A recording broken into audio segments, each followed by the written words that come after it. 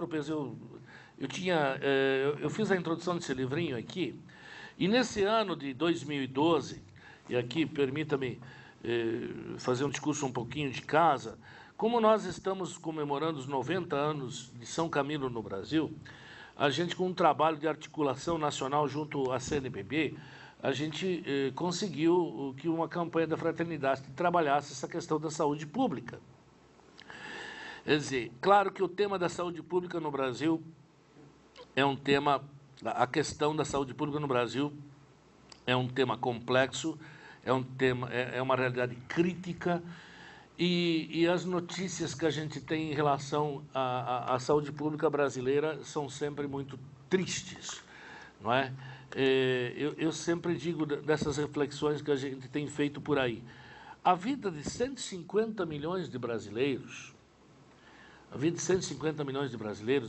dos 194, 98, depende do funcionamento correto do SUS, Sistema Único de Saúde, que na sua concepção filosófica, ideológica, é um sistema perfeito, na teoria. A concepção, e mesmo a Organização Mundial de Saúde coloca que a concepção, quer dizer, o sistema universal, acesso universal, igualitário, sem discriminações e coisa e tal, não é? Mas hoje não existe no mundo um sistema de saúde que não esteja em crise. Recursos sempre muito aquém das necessidades crescentes. Mesmo as potências mundiais que estão aí, a questão da saúde derruba governo, coloca governo, derruba ministro da Saúde, e é uma questão vital. Vocês veem aí a última discussão nos Estados Unidos com Obama. Então, a questão da saúde, ela, para nós, camilianos, ela é muito cara, porque tem tudo a ver com a razão da gente existir como instituição e como também com a questão da discussão dos valores do nosso programa de bioética nesse sentido. Então, a gente andou falando muito chamado da bioética dos 4 P's, que o primeiro P seria uma ação, uma bioética que seja de promoção da vida e da saúde.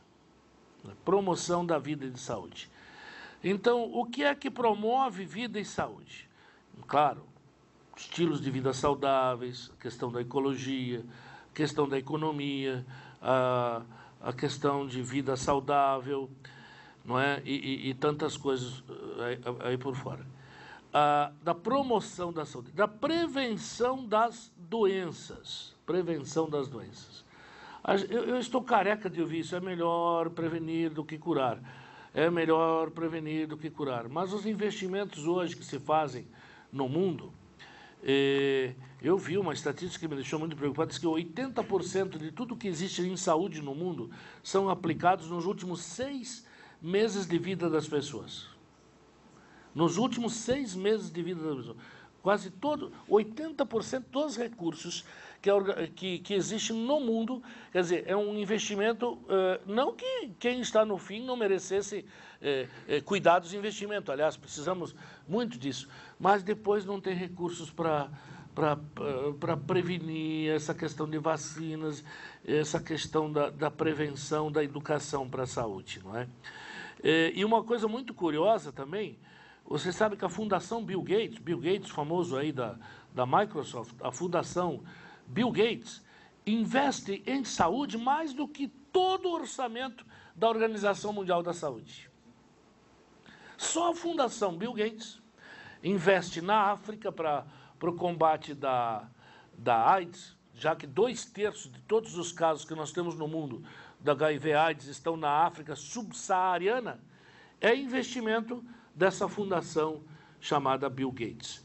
E que é maior, o investimento que é feito é maior do que todo o orçamento que a Organização Mundial da Saúde tem para combater as doenças e investir em pesquisa em todos os outros países do mundo. Então, nós precisamos de mais recursos, precisamos sim de mais investimentos, claro, para promover saúde e prevenir doenças. O terceiro P seria o P da precaução, que tem a ver com prudência, que é aquela sabedoria prática aristotélica, não é? É engraçado que os 4 princípios da chamada bioética principialista nasceram como resposta frente a escândalos na área da pesquisa com seres humanos, né? Houve o caso Tuskegee, né, em que o sistema público de saúde norte-americano fez aquela experiência com 400 negros, né, lá no interior do Alabama, negros, agricultores, área rural, e ele enganou essa população de negros, não é? Enganou. E só foi descoberto mais tarde. E quando veio à tona, então isso causou uma revolta muito grande no público norte-americano. Aí o governo fez essa comissão chamada, e cujo resultado foi o chamado Belmont Report.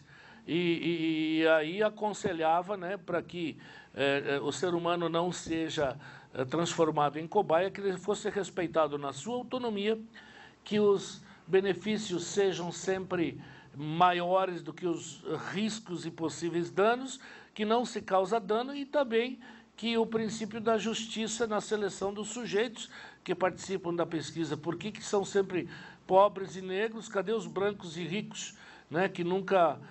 Essa era a questão lá no início. Não é? Então, a questão da prudência, ou melhor, ou da precaução. Enquanto a gente não sabe, não se sabe no que um determinado procedimento terapêutico vai causar de bom ou de mal, a gente tem muita dúvida. Tem que se aprofundar a pesquisa até se chegar a essa equação. Os benefícios que vêm desse procedimento, dessa descoberta, são infinitamente maiores e não colocam em risco a vida do ser humano.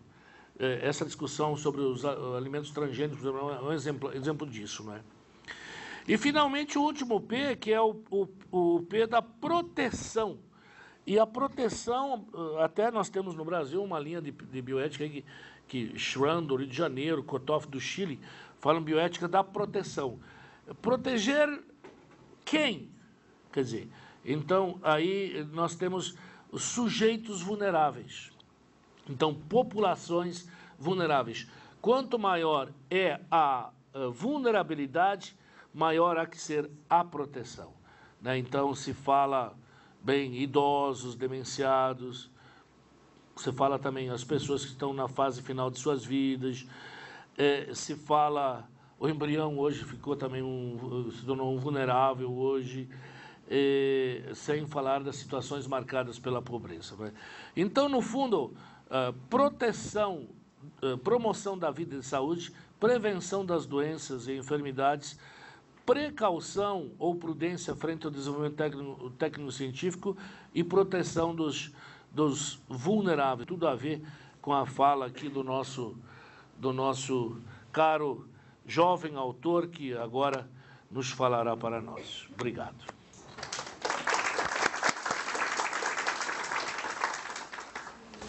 Já passamos a palavra ao professor Alexandre Martins. A primeira parte da minha apresentação não é propriamente do livro, né, esse livro aqui que eu escrevi, Bioética, Saúde e Vulnerabilidade, nem do segundo, mas da epígrafe, que tem 2 epígrafes nesse livro, e eu vou começar falando da primeira, que vai me dar a chave de leitura do meu próprio livro, né, que não é isso que eu faço no livro, mas eu mesmo já relendo o que eu escrevi, já com essas leituras que vieram depois, e é uma frase da Simone Weil, que é: a existência humana é coisa tão frágil e tão exposta que não posso amar sem temer. A existência humana é uma coisa tão frágil e tão exposta que não posso amar sem temer. E eu começo falando da Simone Weil, que é uma filósofa que eu tenho dedicado aí meus últimos anos de estudos, meus últimos 2, 3 anos, a ler os textos dessa jovem filósofa que morreu com 33 anos durante a Segunda Guerra Mundial. Simone Weil, ela teve uma vida voltada para os mais pobres, para os vulneráveis. né? E ela deixou toda uma carreira acadêmica bastante proeminente, uma perspectiva muito grande que ela tinha para, na França, na primeira metade do século XX, para ir trabalhar junto com operários. Deixou a academia para ser operária.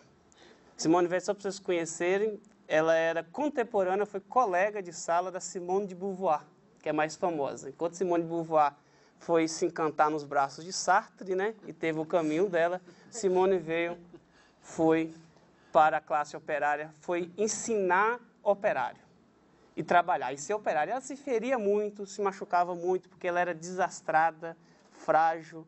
E nisso ela faz a experiência, porque ela faz isso por quê? Porque ela tinha como concepção dela, filosofia própria, a linha de pensamento dela é que tinha que se unir trabalho manual com trabalho intelectual. E que aos operários era negado esse conhecimento. Eles não sabiam nem por que faziam. E ela dizia que ela era marxista, e depois ela vai criticar o Marx, porque o Marx esqueceu desse detalhe. E essa foi a tese de Arranger dela em filosofia na Sorbonne, né? Na contemporânea da Beauvoir. E ela vai para lá para ser operária, e nas horas vagas ela ensinava os operários, no chão da fábrica, no chão mesmo. E ela faz uma experiência, e é isso que é importante para nós aqui, de um sofrimento muito grande. O sofrimento do outro afeta muito, e o seu próprio sofrimento mexe e destrói, como ela diz nos seus textos. Ela é destruída internamente e não dá conta de continuar, é mandada embora, porque ela é desastrada. Ela trabalhou na Renault, que hoje todos nós conhecemos, talvez muitos de nós temos carro da Renault, né? Ela foi operária da Renault, foi mandada embora. E ela sentiu essa experiência e ela disse que esse tipo de sofrimento, ela vai usar um termo para especificar esse sofrimento, que é um sofrimento que não é um mero sofrimento, mas afeta toda a existência humana. Tudo, tudo. Ela diz que sofrimento não diz, porque o sofrimento ele é limitado ainda. Isso é algo que destrói você fisicamente, socialmente, emocionalmente, psiquicamente, tudo, espiritualmente. Na linguagem dela, afeta o seu ser, ou afeta a sua alma, e destrói, que é uma marca que não vai sair nunca mais. Você vai ter que aprender a lidar com ela. Você vai ter que aprender a ressignificar sua vida com essa marca que nunca mais vai ser apagada. E esse tipo de sofrimento, né, que ela mesma tem um texto que ela explica sofrimento, e que o texto chama L'amour de Dieu et la malheur. Malheur é o texto, é a palavra que ela usa, malheur, para dizer o que é esse estado que o ser humano chega, esse estado de degradação total. As pessoas no Brasil gostam de traduzir por desaventurança, desgraça, né? Mas que não é ela mesma fala que não há tradução muito boa em outras línguas. Mas malheur é esse sentimento. E é esse estado que você chega, de tamanha degradação que ela experienciou, né? O encontro com o malheur, diz ela, dos outros e com o seu próprio, fez com que o pensamento dessa jovem, que ela vai fazer o arranger, aquilo que eu falava de unir, que trabalho manual e trabalho intelectual tinha que ser unido, e que ela vai voltar na origem da ciência, ela vai estudar lá, vai voltar lá em Descartes, né? Faz com que esse encontro, ela mude totalmente o rumo de vida dela. Ela muda o pensamento dela, muda a maneira de pensar, porque esse malheur provoca um desenraizamento, uma palavra-chave no conceito, um desenraizamento da vida, né? Um desenraizamento que a gente não sabe o que fazer. E ela tem uma experiência muito bonita, ela era uma mística, né? E que ela, quando sai dessa fábrica, desenraizada, totalmente ferida, perdida, sem rumo, né? Os pais dela vai lá e a pegam, ela estava jogada num quartinho de operário, já agora desempregada, com fome. Os pais dela são ricos, ela não é cristã, ela é uma pessoa secularizada, vem de família judaica, mas não judeus observantes, né? Não teve nenhuma formação religiosa, nem no judaísmo, mas ela tinha um contato com o cristianismo do mundo, pessoas serem cristãos, mas... E ela, depois dessa experiência que ela faz isso, ela vai para Portugal descansar. A família dela era rica, pegou ela, meio contra a vontade dela, tirou lá do quartinho dela e levou para Portugal. E lá ela tem uma experiência, e que ela relata essa experiência desse jeito, eu gostaria de citar. Estando nesse estado de espírito, o mulher, e em um estado físico miserável, eu entrei em uma pequena vila portuguesa, que era muito miserável. Também, sozinha, à noite, sob a lua cheia, no dia da festa do padroeiro, era à beira do mar. As mulheres dos pescadores, em procissão, faziam em torno dos barcos, carregando velas e cantando cantigas, certamente muito antigas, de uma tristeza agonizante. Não podia fazer ideia do que era. Provavelmente era alguma procissão de Sexta-feira Santa, né? Eu nunca escutei nada mais comovente, senão os cânticos dos barqueiros de Volga.